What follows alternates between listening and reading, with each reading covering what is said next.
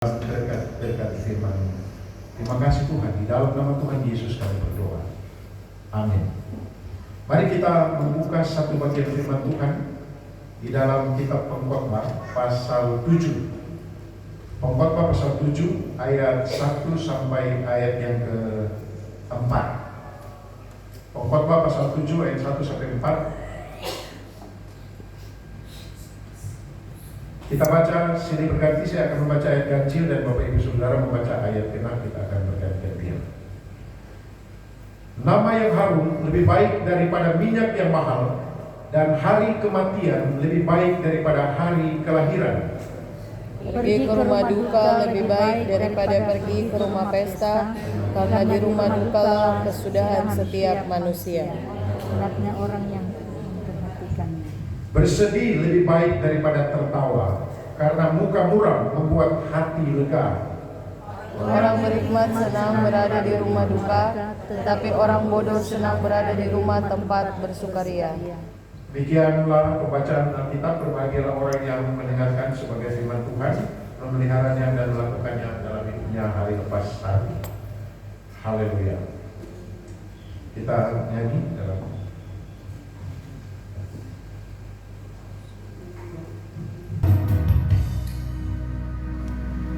Shalom. Salam sejahtera dalam Tuhan Yesus Kristus. Saya sangat bersyukur oleh karena Tuhan membawa kita ada di tahun 2023 di hari yang terakhir. Tapi sebenarnya kalau kita merenungkan, saya sepanjang malam merenungkan hampir bahkan bawa sampai saya bawa di dalam mimpi. Itu tahun-tahun itu sebenarnya hanya angka-angka saja, ya kan? Karena sebelum ada tahun Masehi atau Anno Domini, itu ada tahun Israel punya tahun tersendiri atau penanggalan tersendiri. Kemudian 600 tahun setelah tahun Masehi, Islam juga punya, saudara-saudara kita punya, ya, tahun Hijriah. Di komunitas orang-orang Jawa juga punya almanak tersendiri. Jadi sebenarnya, tapi sebelum Masehi ada juga kalender-kalender atau penanggalan yang sifatnya umum, walaupun mereka bilang penanggalan yang sifatnya kebingungan. Tapi saudara, kita ada di tanggal 31 Desember tahun 2023 itu sebenarnya hanya angka saja. Ya. Nah, kalau ini sebenarnya hanya angka dan ada awalnya, ada akhirnya.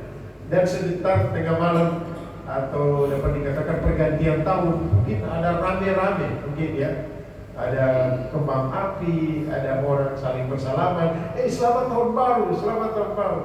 Nah, saudara-saudara yang saya kasih Tuhan Yesus Kristus, sebenarnya waktu saya renungkan ini, ketika ada tahun-tahun itu seolah-olah menegaskan kepada kita waktu itu terbatas. Kita juga terbatas. Saudara yang saya kasih di dalam Tuhan Yesus Kristus, sampai tadi bapak-bapak menyanyi ya. Ini susahnya kalau kita punya beberapa buku lagu ya, ada Kini Jumat yang ada nyanyian yang semiring dengan itu dari nyanyian kemenangan iman, ada berbagai gitu. Tapi kita kan bapak-bapak rata-rata tadi mata dia sekere-kere, jadi pas hilang jejak mau cari yang mana. Yang penting pada waktu nama kita dipanggil kita ada atau tidak? Nah, kalau sudah saatnya akhirnya kita dipanggil, kita sudah ada, dan kita sudah siap atau belum? Saudara-saudara yang saya kasih di dalam Tuhan Yesus Kristus, tahun-tahun ini juga adalah satu saat di mana kita dapat merenungkan bahwa kita ini akan ada batas waktu, atau yang biasa disebut dengan kematian. Dan saya memberitahu bahwa kematian itu pasti, kita sudah tahu ya, kematian itu pasti. Semua orang pasti mati. Walaupun di Alkitab menjelaskan ada dua orang yang tidak mati, yaitu siapa? Henok dan Elia. Ya, mereka tidak mati.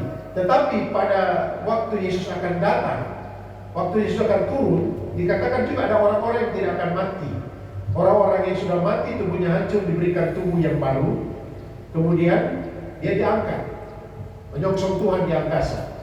Tapi orang yang masih hidup, orang percaya yang masih hidup, orang percaya ya, Tubuh yang ada ini diubahkan menjadi tubuh yang akhirnya bisa pantas untuk masuk ke dalam kemuliaan Allah. Diubahkan tubuhnya menjadi tubuh yang baru. Makanya kita di Kerapatan Kerja Pekerjaan Minahasa, pengakuan iman kita, aku percaya kepada kebangkitan manusia. Kita jangan pakai kemungkinan daging ya. Ada pertimbangan teologis yang tidak bisa saya bahas di sini, karena nanti akan makan waktu.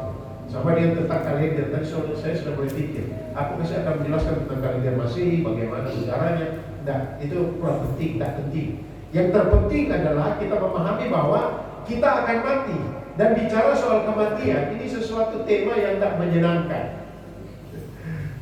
Kalau orang tidak beriman akan pikir, wah ini kok di akhir tahun khotbahnya tentang kematian.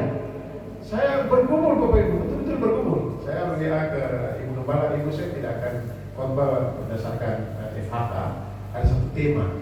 Tapi setelah saya siapkan sampai tadi malam, bahkan sampai tadi pagi saya bangun subuh, Tuhan, apakah saya mau menyampaikan ini? Tapi Roh Kudus yakinkan saya, ya harus disampaikan bahan itu. Karena justru ini momen penting, bahwa ada tanggal 31 Desember kita akan masuk ke 2024. Seolah-olah bilang kau juga akan mati, akan stop. Nah, oleh karena itu saudara, karena kematian ini pasti menjumpai siapapun di antara kita saat ini, maka saya memberikan tema khotbah pada saat ini adalah siap menghadapi hari kematian. Siap menghadapi hari kematian. Yang muda-muda mulai bilang, kita masih muda Pak. Saudara tidak tahu bahwa banyak orang muda mati muda ya. Masih muda orang muda apa kemarin? Aduh kasihan nih. Kenapa? Kecelakaan. Menjatuh dari kepala tertoki habis selesai. Itu cuma caranya saja. Ada yang mungkin karena akhir tahun seperti ini kan, Natal tahun baru, dia sudah ada rem, dia mungkin ada ada diabetes, ada darah tinggi, ada segala macam. Dan orang bilang lucu, dan sebenarnya itu cuma cara saja. Semua pasti mati. Saya ingat waktu kami mau pergi ke Papua dulu, waduh banyak nyamuk malaria di sana. Betul, puji Tuhan saya tidak mati di sana. Hampir tiap bulan kena malaria sampai terjadi pembengkakan hati. Tapi tidak mati juga belum, karena belum waktunya. Jadi tak ada yang muda-muda bilang begini, masih muda kok kita belum. Oh kalau Pak Gembala kan atau Pak Tusana soal buku tidak lama ya dia mungkin. Belum tentu. Siapapun kita, semua waktu kita bisa panggil, karena itu kita harus siap menghadapi kematian. Itulah tema khotbah saya pada saat ini.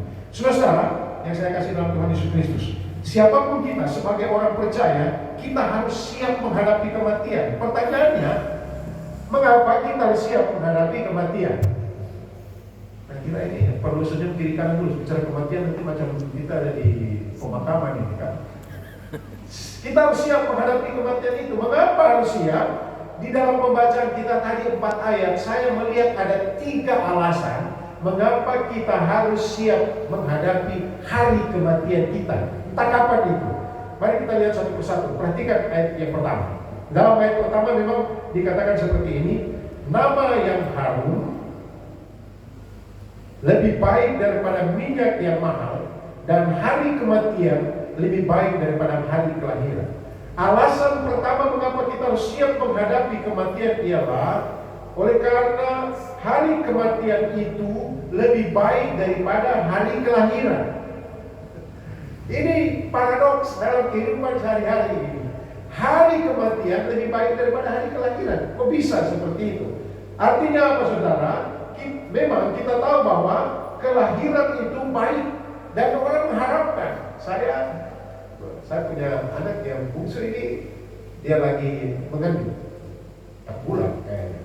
Kami mengharapkan dia melahirkan nanti bulan Juni dan saya dapat cucu tambahan lagi. Itu menyenangkan, membuat sukacita. Saudara-saudara yang saya kasih di dalam Tuhan Yesus Kristus. Akan tetapi dari segi nilai-nilai kehidupan, hari kematian itu lebih baik. Karena apa? Karena anak yang baru lahir belum berkarya apa-apa, dan orang yang sudah hidup beberapa waktu kemudian dia mulai berkarya atau dia mulai beraktivitas dan meninggal, dan orang menangis. Dia bilang, tapi bagaimana kalau yang anak kecil baru 5 tahun? Kadang-kadang aduh masih baru 5 tahun, ada ini, lucu sekali. Waktu dia ke opa mau makan, lupa berdoa. Ada bilang, opa jangan berdoa. Nah kadang-kadang kita menghadapi seperti ini. Saya ingat dulu waktu kami masih di pastori ini, ada seorang gembala datang, sudah umur, kemudian kita ada urusan, kemudian istri saya membawa minum dan kubis bulu kalau tidak salah. Dari bukan itu terkenal kubis bulu kan. Kemudian tanpa cerita asli, istri saya sudah memberikan kopi atau teh, saya lupa juga apa, yang penting minum. Kemudian ada kubis bulu. Kemudian karena orang asik cerita, rekan kerja saya ini, Pak Gembala ini, dia langsung makan kubis bulu, minum kopi. Kelvin yang masih kecil bilang, opa tidak berdoa. Opa bilang begini, opa berdoa di dalam hati. Tentu juga kan? Ya tak? Karena mungkin anak saya bilang begitu. Nah, seandainya anak kecil lucu-lucu seperti itu, Tuhan kami kita juga bilang, aduh. Memang saudara, di sini yang seperti saya katakan tadi, dari segi nilai-nilai kehidupan, kematian itu lebih baik. Penghormatan hari kematian lebih baik karena orang yang mati itu telah memberikan nilai-nilai di dalam kehidupannya. Dan kalau kita melihat ayat 1 disebutkan di sini, itu dikaitkan dengan keharuman. Nama yang harum lebih baik dari minyak yang mahal. Ini kan peribahasa. Minyak yang mahal ini dapat berarti perkara-perkara atau hal yang dia lakukan melalui atau kata-katanya, perilakunya, kontribusinya dalam pelayanan atau dalam masyarakat. Nah itu merupakan keharuman, lebih baik keharuman itu daripada minyak yang mahal. Dan biasanya kalau orang semati, baru dia bilang, aduh katu dia dulu kan, dia begini kan, aduh katu. Dulu saudara, sama kami dulu masih muda, ada orang yang bilang begini, waktu dia mati, dulu kan pakai kain hitam tuh, peti pakai kain hitam, toh. Kalau ada bikin sesuatu dan orang bikin tulisan di situ. Rupanya katanya sebelum dia mati dia bilang begini, kalau kita mati, ini orang itu Pak Mabo. Kalau kita mati, mau ditulis pakai kita peti rem karbon. Apa itu rem karbon? Rela mati karena botol. Kok bisa sampai seperti itu ya? Tapi saudara, ada jejak-jejak yang ditinggalkan. Tapi sedang dibicarakan ini orang yang meninggalkan jejak-jejak yang memuliakan Allah, jejak-jejak yang menjadi keharuman, sehingga dibilang kematian atau hari kematian lebih baik daripada hari kelahiran. Bapak Ibu saudara yang saya kasih dalam Tuhan Yesus Kristus, dalam konteks keselamatan, hari kematian lebih baik daripada hari kelahiran. Karena bagi orang percaya, kematian itu adalah gerbang untuk memasuki hidup yang kekal dan diam bersama dengan Allah. Kalau Rasul Paulus bilang seperti ini, bagiku hidup adalah Kristus dan mati adalah keuntungan.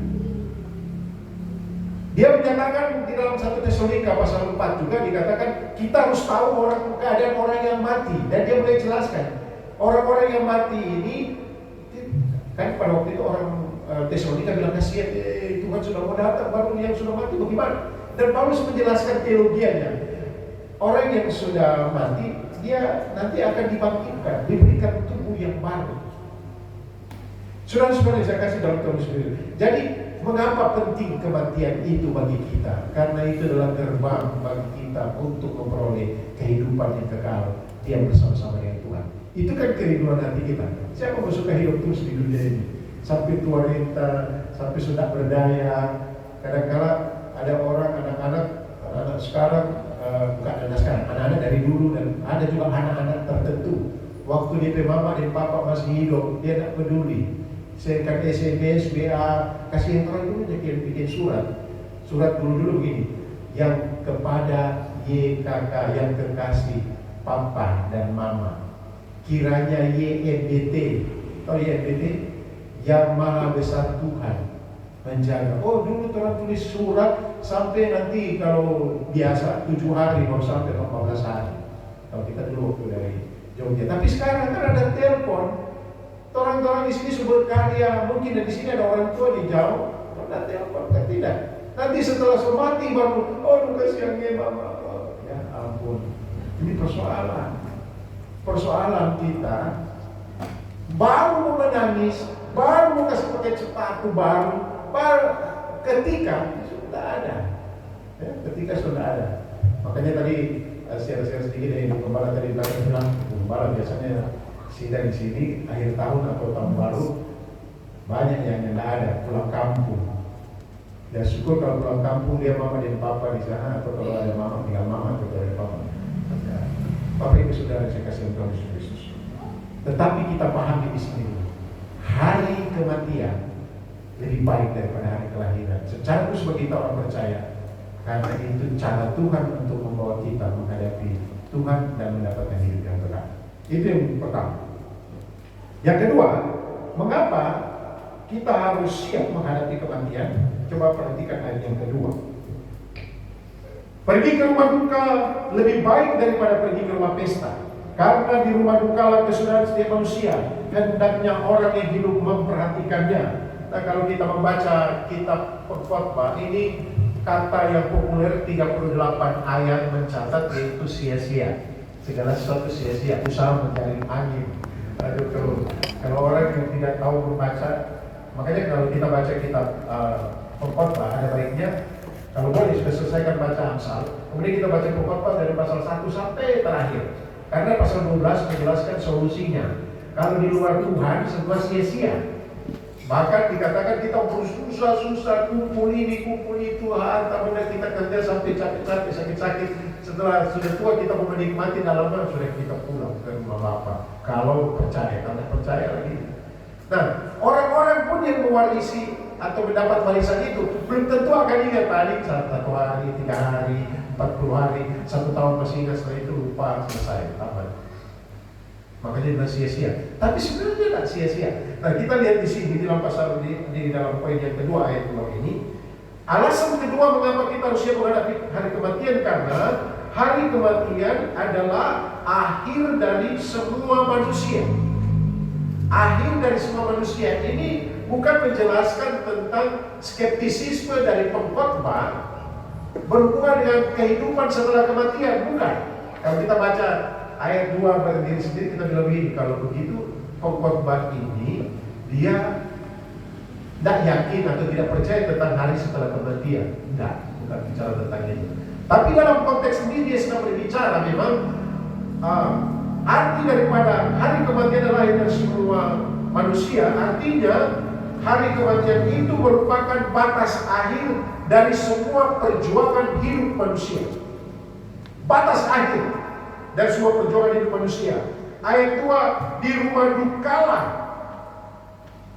Dalam terjemahan lain, pada hari kematianlah akhir dari segala usaha, akhir dari segala kerja, akhir dari segala pengabdian, akhir dari segala pelayanan.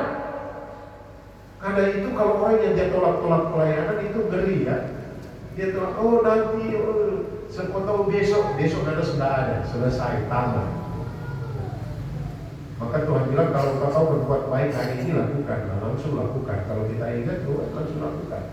Saya biasanya kalau tidur atau aktivitas apa, tiba-tiba Tuhan ingatkan seseorang di pikiran saya langsung diam sejenak dan saya mendoakan orang itu. Tidak tahu persoalannya apa, masalahnya apa, tapi saya langsung doakan. Karena itu kesempatan bagi kita untuk berdoa.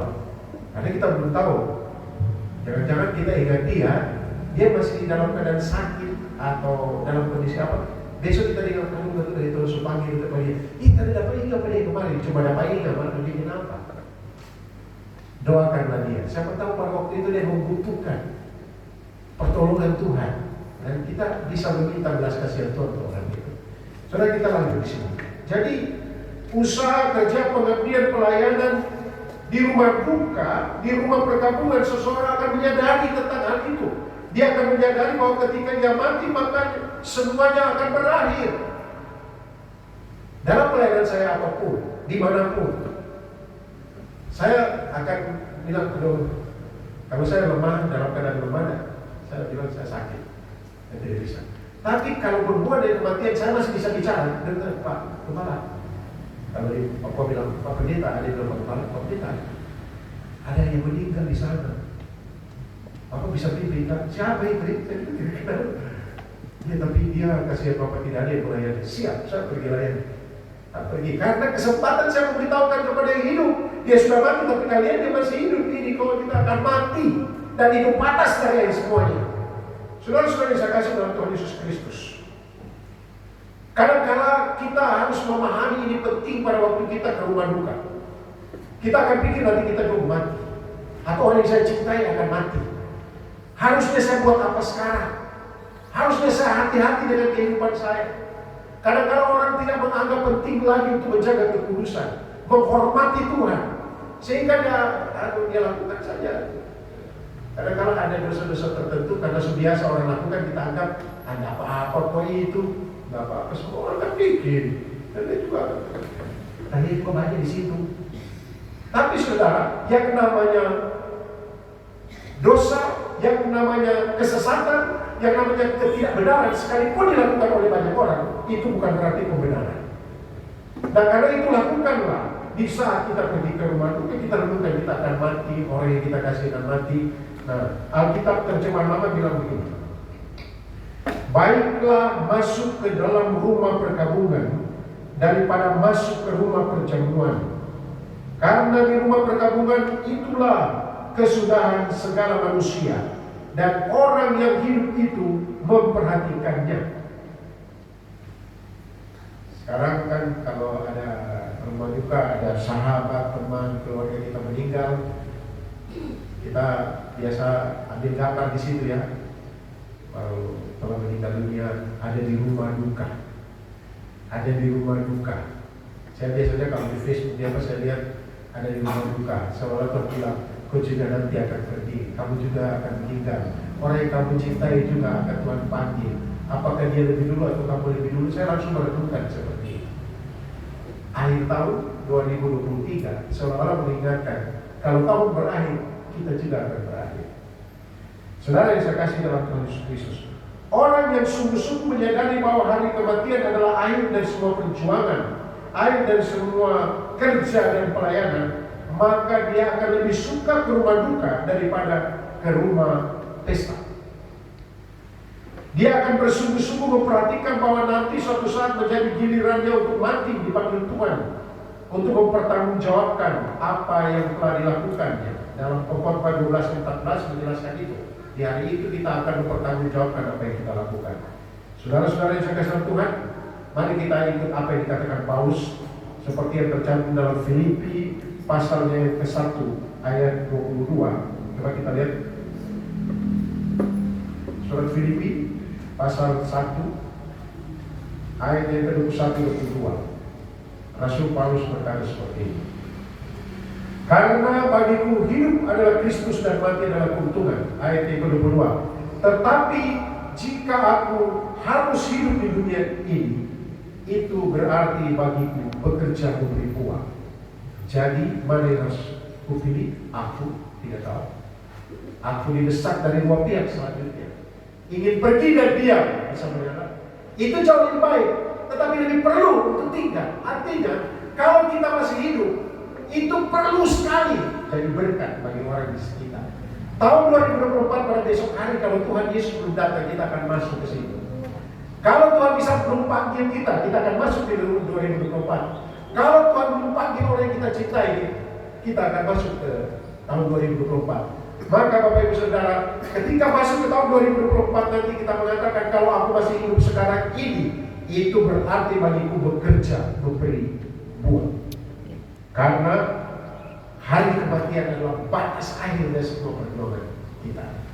Alasan yang ketiga, ayat 3-4. Mengapa kita harus siap menghadapi kematian?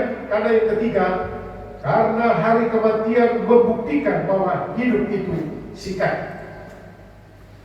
Ayat 3 dan 4 memang dijelaskan sangat gamblang ya. Dalam ayat 3 dan 4 dikatakan, bersedih hati lebih baik daripada tertawa, karena muka murah membuat hati lega. Orang berhikmat senang berada di rumah duka, tetapi orang bodoh senang berada di rumah-rumah bersuka ria. Bapak Ibu saudara-saudara jemaat yang dikasihi oleh Tuhan,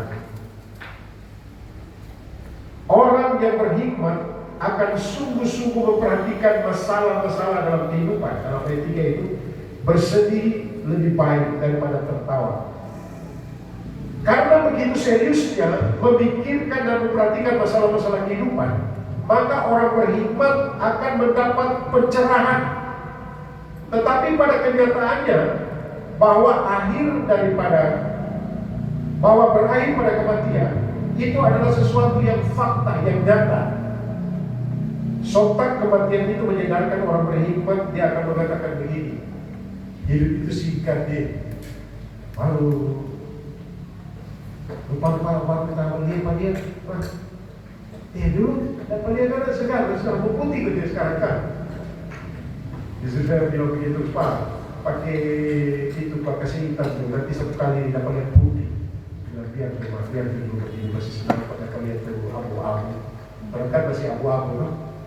Tidak salah juga kalau kasih hitam, tidak apa-apa. Yang penting tidak menyangkal itu, tidak menyangkal umur. Umur 73. Apakah perempuan apa ini guys?